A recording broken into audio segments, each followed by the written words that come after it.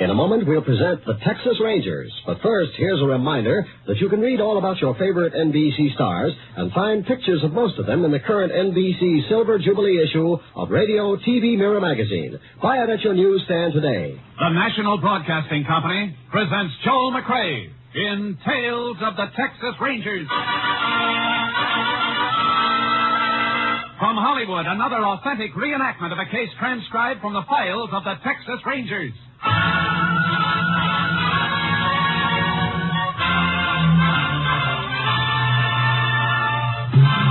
Tales of the Texas Rangers, starring Joel McRae as Ranger Chase Pearson. Texas, more than 260,000 square miles, and 50 men who make up the most famous and oldest law enforcement body in North America.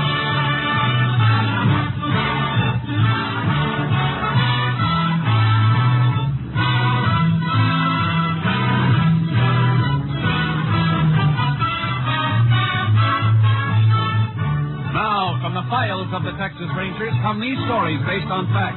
Only names, dates, and places are fictitious for obvious reasons. The events themselves are a matter of record. Case for tonight, Helping Hand.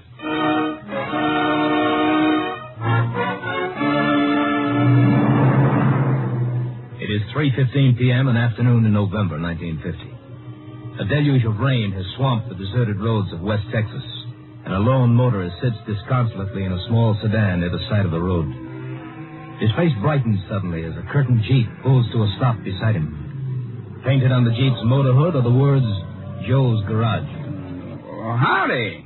Howdy. Having trouble? Yeah, wires must have got soaked coming through that low spot in the wash back there. She chugged and sputtered a ways and then conked out on me. Reckon we can fix that for you.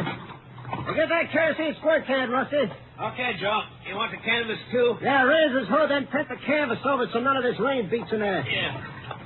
You just sit there and relax, mister. We'll have it perking in a minute. I'm sure grateful to you. What are you going to do? Squirt a little kerosene on the ignition wires. Better release your hood. Oh, yeah. Okay, Rusty, lift her up. Yeah. Handle it all right? Sure. You fellas sure know what you're doing. What do you mean? I can't see how you can get them wires dry by squirting them wetter. That's a mechanic's trick. Squirt with kerosene, the kerosene gets under the water, and the water runs off. In a minute or two, the kerosene runs off, too. What's left evaporates. I reckon you'd know. I know, all right. When it rains like this, I do more business along this road than I do back at the shop. Reckon we've got a dozen stalled cars going today. Well, that's all straight, Joe. Okay, close it up. Okay to dry her now? No, wait a second. I got a couple of drops of water running down my neck. Only a mile up the road to Wally's Cafe. We'll stop for coffee after this fellow gets moving. I sure could use some myself. I've been sitting here for more than an hour. Only other car to come through barreled right past. Where you bound for? Long Ridge. Too bad this heat didn't hold out until I got there. Coming back, they'll have me a new car. Dealer called this morning and told me it was in. Oh, yeah? Mm-hmm. Yeah, this thing ought to be ready to limp along now, Joe. Yeah, you can try starting it now. Oh, fine. Well, here's hoping. That was real quick. I'll be hanged. That trick of yours really worked. I ain't never missed. I should buck a little at first, but watch the puddles, you'll be okay. Sure wish I knew how to thank you, fellas. Why, that ain't hard, mister. Charge is $15. $15? Standing out in this rain ain't fun. I see you were stuck, weren't you? Yeah, I was stuck. $15 seems like a kind of steep price for 3 minutes' work and a little kerosene. Look, I got a nice warm garage where the prices are regular. Working out here is a little bit different. Charge is $15. I don't think I got $15. What are you, a wise guy? I reckon if you can buy a new car, you ain't exactly flat broke. I didn't say I was. I got money. The smallest bill I got's $100. Look, don't stall me. You could rot out here if we didn't happen along. The least you can do is pay up. I tell you, I got nothing but large bills. Money I got from a bank this morning to put down on a new car.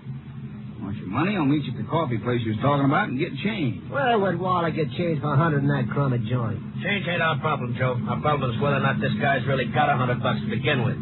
Now, let's see it. You ain't seeing nothing. Matter of fact, I ain't so sure you got a right to charge me no $15. Before I pay it, I'm going to stop at the sheriff's office in Long Ridge. You think I'm standing in this rain for fun? Now get out of that car. Let go of me! Hey, I'll go my throat! Never mind the conversation, Joe. You got hands and he's got pockets. Oh, you crazy! Stop it! Yeah, stop it.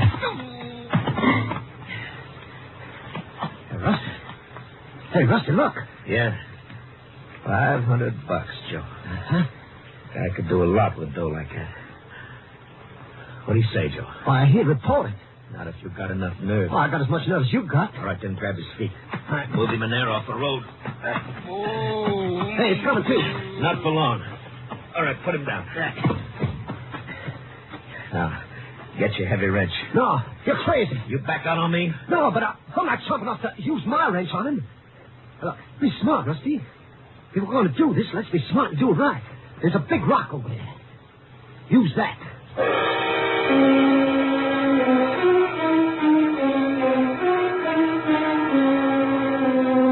The body of the slain man was found early the following morning when highway patrolmen examined the area around the seemingly abandoned car. The sheriff was summoned from Longridge, and he in turn requested the help of a Texas Ranger. Ranger Jace Pearson was assigned. Still mighty wet from that rain yesterday, Jace. Yeah. Well, here's the body. Wanted you to see it before we moved it into town. And check his identification. Mm-hmm. License description fits. Name's Arthur McShane. Comes from Hooper Springs. What are you looking at, Jace? I'm just noticing these footprints around the body, Sheriff. Puddled up too much to help. Rain washed the edges away. Carried in here by 2 men. Or walked in with 1 man. No, he was carried. If he'd have walked, there'd be some mud on his shoes. His feet never touched the ground after he left the pavement. How long do you think he's been dead? Well, looks like it's been quite a few hours. Any sign of a weapon around? There must have been one with his head like that. Big rock with a blood trace on the bottom of it was laying over there.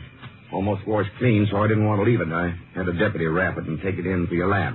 That won't help much. Might have held some blood, but prints wouldn't take. Now, let's get back to the car. Right. Anybody touch the car? No, that's just like the highway patrol boys found it. Driver's door open, seat and steering wheel soaked with rain. They got out to fix something. Well, if he did, he must have got it fixed before he was killed, because the car works all right now. I checked it. I want to take a look underneath. You see something, Jace? Yeah. Oily spots on the pavement. Thin film on a couple of small puddles. Drip from the oil crankcase, maybe? Oh, it's too thin for that. Too light.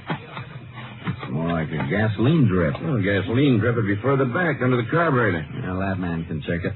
I won't want to fly down and go over the car anyhow. Where's the nearest phone? Wally's Cafe, about a mile up the road.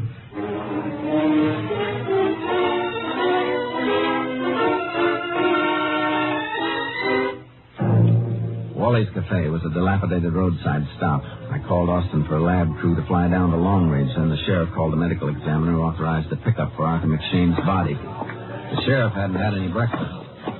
How about some ham and, Wally? Hey, settle for bacon? Why, sure. How about you, Jace? Just some coffee. Right. The lab man will want to bring that car to a garage, Sheriff. Where do you have your car serviced? Joe's garage. That's what little work we have. Hey, you fellas want your coffee now, or you want your egg, Sheriff? We'll take it now. Yeah. I don't think they're going to find much on the car, though. Anything on the outside would have been washed away by the rain. Yeah, this is going to be a tough nut. Well, here's your jabber. Say, I hear you say something about Joe's garage for, Sheriff. Yeah, why? You going to see him in town? Well, I expect to. Ask him to do me a favor, will you? Next time he stops by, I need a new fan belt from a pickup. I'll tell him. That's why I ain't got no ham. I couldn't make a trip into town for supplies today. Well, I have to buy you a bicycle, Wally. He better than that pickup. That's for sure. Well, why don't you make a flat deal with Joe? Pay him by the week and have him make one stop here every day. Be cheaper than ham. I'm surprised he didn't stop by yesterday. Saw his Jeep go barreling by late in the afternoon, headed for town. Oh, that darn rain. You know, I bet I didn't shove 3 blue plates across his counter all day yesterday. Didn't take in more than $4. Well, that's more than you're liable to take in today if you burn my eggs. Oh, yeah. Excuse me.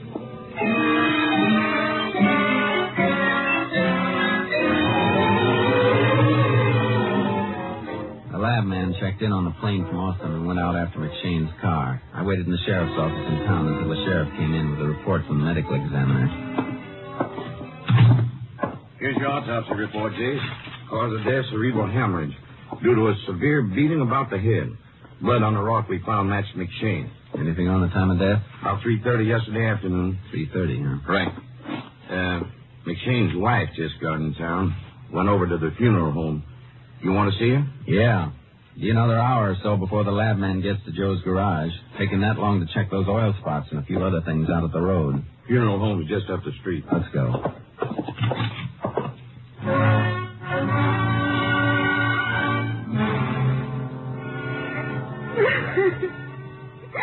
Oh, he was so happy and I just looked at him. Oh, who could do a thing like this? Take it easy, man. How come you didn't drive up here with him? I mean, you said he was coming up to get a new car. I should think he'd have wanted you along. Well, I didn't know about the car when he left. See, it was for our anniversary next week. A surprise. I didn't know till after he left yesterday. Well, how'd you find out then? From Abby Lawson. She's the banker's wife back home in Hooper Springs. When my husband took the money out of the bank yesterday, he told Bill Lawton why he was taking it. Well, Bill must have called Abby to tell her, and Abby called me. Abby's always doing things like that. Nobody ever gets surprised when she knows about anything. Some people are like that, ma'am. You know how much money your husband was carrying? Well, she said he drew out $500, all in $100 bills. There's your motive, Sheriff. Sure is, Jace. Robbery. $100 bills shouldn't be too hard to trace, though. It'll depend on where and how soon the killer tries to spend them. You better call the bank at Hooper Springs and see if you can get a list of serial numbers. Do it pronto. If they have any numbers, we'll put them on a statewide bulletin. Right. Your husband have anything besides money on him, ma'am? Any jewelry or anything else that might have been taken? Well, no. He had a wristwatch, that's all. Well, it wasn't on him when he was found. You know what make it was? No, I just know he had one, that's all. He wore it all the time. I never gave it no special notice. How could you describe it? Well, it was gold, leather strap. Well, I don't know. Men's watches all look the same to me. Well, would you know it if you saw it again?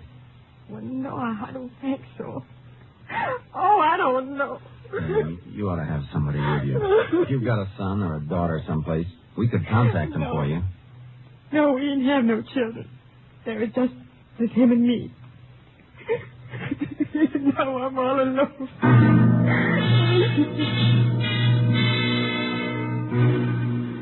The sheriff got a list of currency numbers from the bank, and we arranged for a bulletin to all banks and major stores in the state.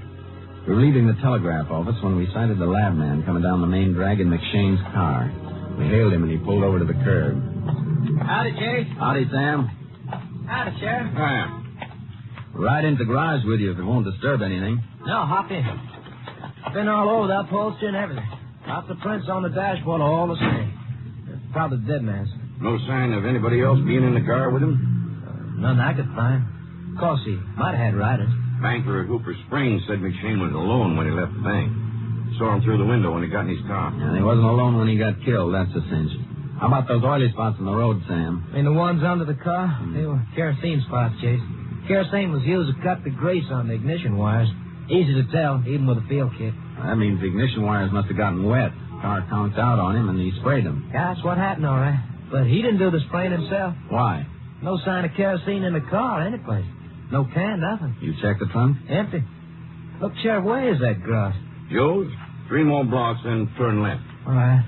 I'll make one more check of the interior for blood trace, but I took a preliminary and it was blank. I'm afraid I'm not going to find anything.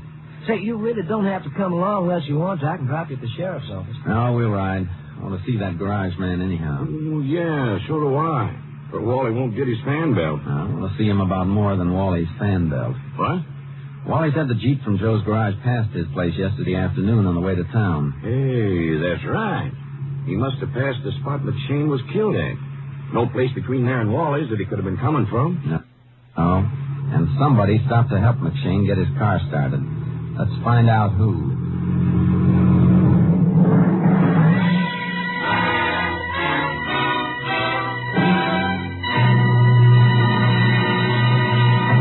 In just a moment, we will continue with Tales of the Texas Rangers, starring Joel McCrea as Ranger Jace Pearson. Now that fall is here and darkness comes upon us during the early afternoon hours, you as a driver must be ever alert for children in the streets and highways. Slow down at sundown. Follow the careful and courteous driving rules as set forth by the American Trucking Association. Remember that a rolling ball is always followed by a child. Keep alert. Drive as if a child's life depended upon your ability to see him before he sees you, and it does. Remember, the life you save may be a child's. We continue now with Tales of the Texas Rangers, and tonight's case, Helping Hand, an authentic story from the files of the Texas Rangers.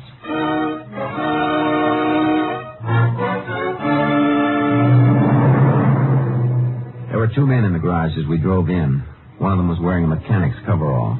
The other was seated in a chair, tilted back against the wall, trying to toss greasy playing cards into a hat placed 10 feet away from him. The mechanic gave the car a strange look. Hi, Sheriff. Something I can do for you? Yeah, Joe. Fellow from the Ranger Lab wants a little space to go over this car. Well, sure. I'll pull it right over to that corner. All right, thanks. You ever see that car before, Joe?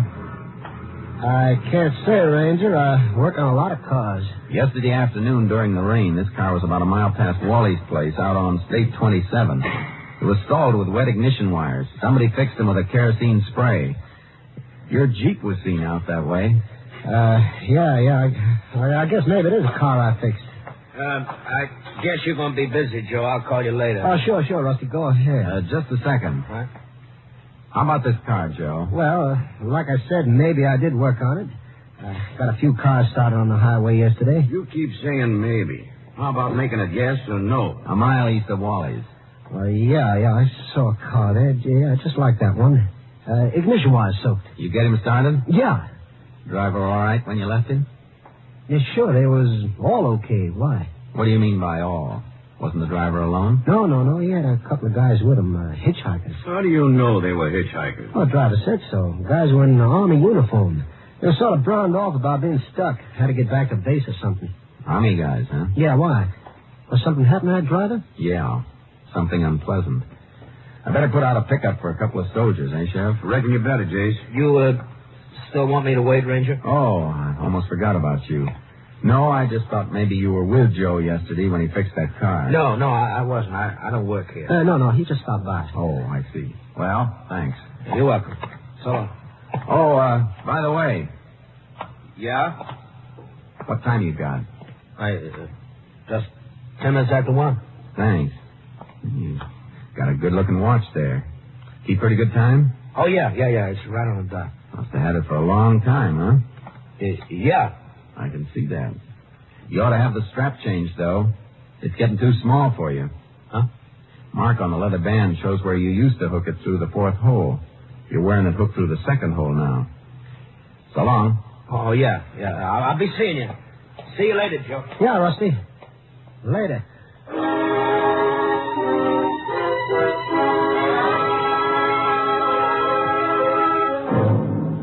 I'd noticed the watch strap right away. That's why I'd kept talking to Joe after I stopped Rusty from leaving. The waiting made him nervous, and he tried to keep the watch hidden. Joe gave us a fumbling description of two soldiers, which I pretended to phone to Austin. While I was phoning, I managed to signal the sheriff to pick up the greasy cards Rusty had been tossing into the hat. We left the garage and took the lab man with us.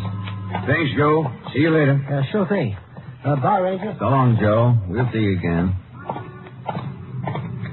Say, Jace, what'd you pull me out for? I wasn't finished. I know. Got something else for you to check on. Oh? What? Some playing cards the sheriff has. Yeah. I caught your signal, Jace. But what'd you want these for? Step around the side of the building here.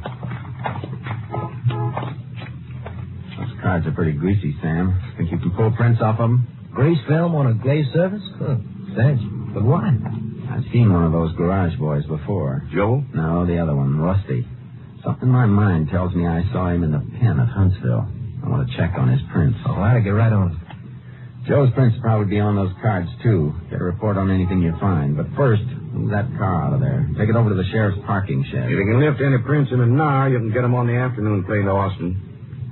What was that business about asking Rusty the time, Jace? It wasn't his watch, that's all. The man who owned that watch always wore it 2 notches tighter. Comparing their sizes, I figured that Arthur McShane's wrist would be just about 2 notches thinner than Rusty's.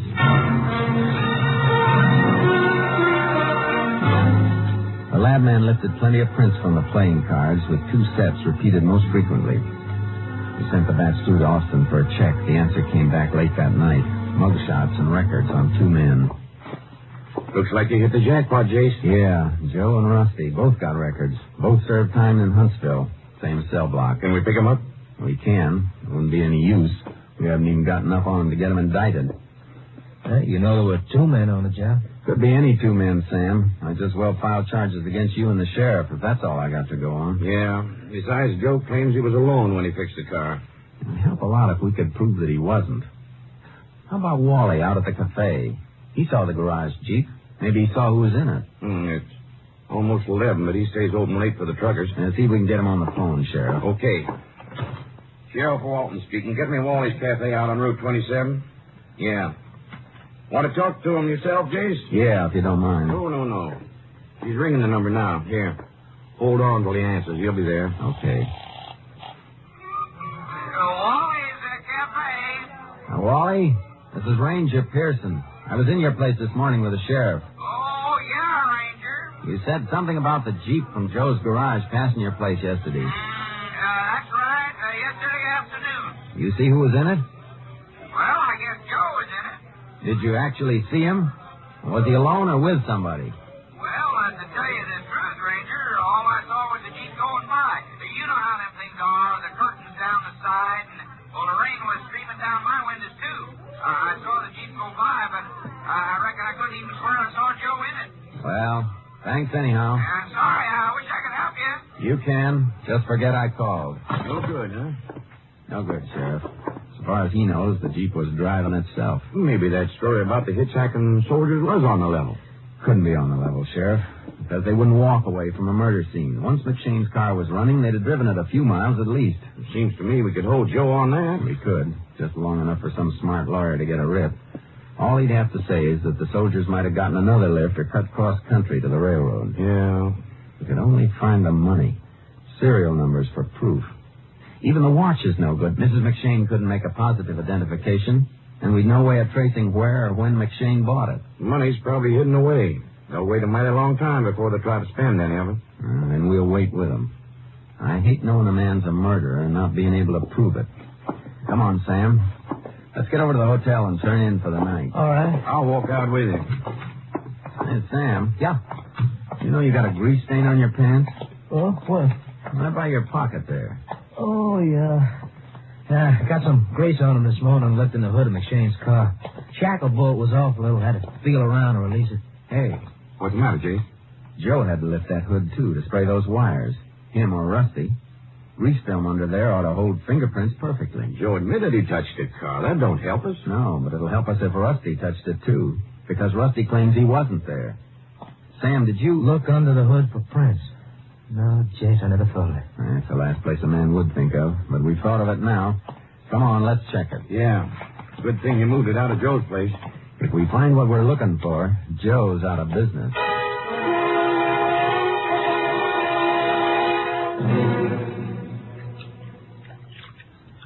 Get anything, Sam? Yeah. Photos of the prints I left at the beginning of the show. Some of them smeared, few of them clear. All right, we can take them out of the bath now. And here's the Austin make on Rusty. See if you can match them under there. Just one print. One finger, Sam, and we're home. Want the light on now? Yeah, please. No, not this one. Too much radio loop. No, not this one. Hey, wait a minute. What? Find something? Give me that magnifying glass, will you, please? Here. Now what do you see, Sam? Right here, Jace. Look. The scar line. Small cut, see? I'll hold the Austin print right up next to it. Rusty's right forefinger. That's it, Sam. Watch that car and don't let anybody near it. Let's go, Sheriff. We've got a couple of arrests to make.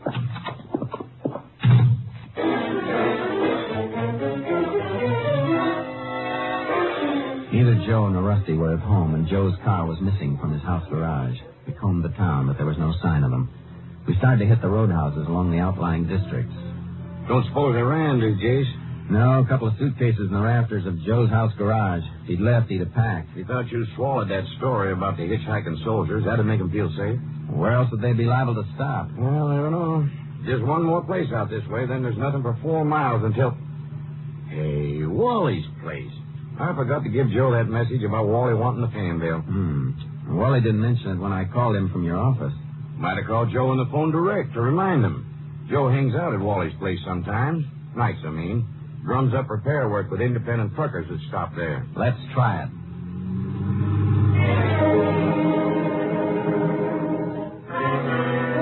We hit the jackpot.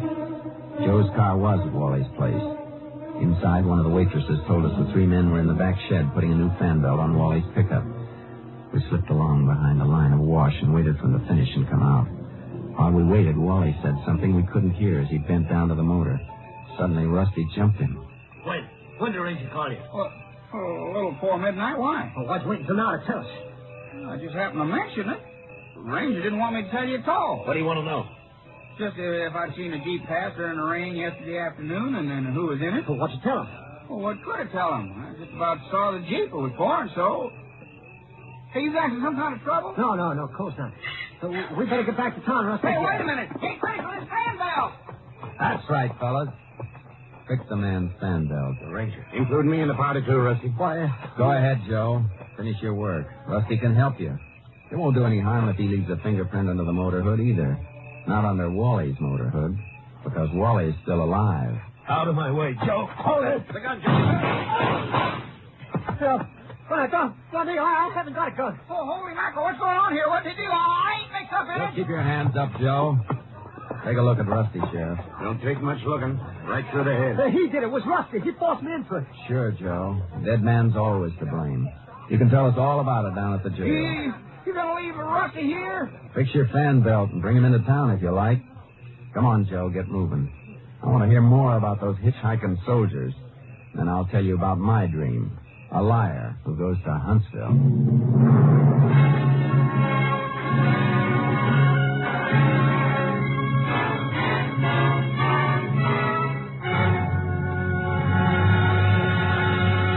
With Rusty Holman dead, Joe Folladera made a full confession of his part in the murder of Arthur McShane. On May 3rd, 1951, he was sentenced to Huntsville Penitentiary for 50 years. Next week, Joel McCrea in another authentic reenactment of a case from the files of the Texas Rangers.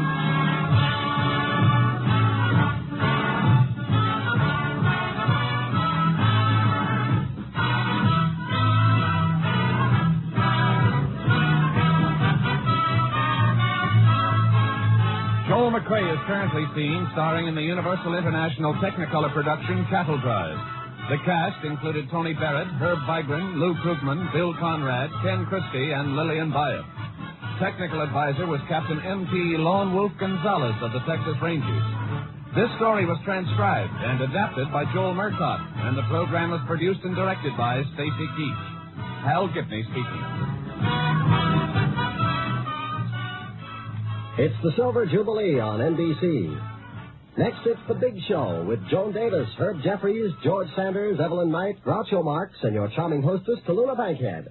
Then enjoy 30 minutes of mirth and music with Phil Harris and Alice Faye. Later, Theater Guild on the Air presents A Foreign Affair, co-starring Marlene Dietrich and Richard Widmark.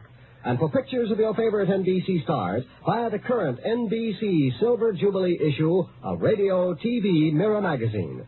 Next, it's The Big Show. All this and Tallulah, too, on NBC.